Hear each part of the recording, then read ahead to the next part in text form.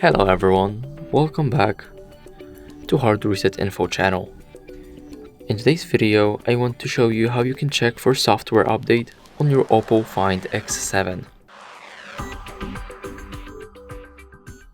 So first, open Settings and then scroll down until you see System and Update. Now here, click on Software Update.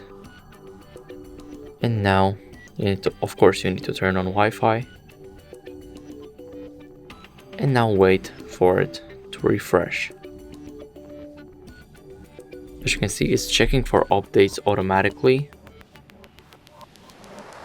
And as you can see, we have an update to install. Now, if you want it installed as fast as possible, then click on download and install, and it will reboot your phone once and you'll be all good to go.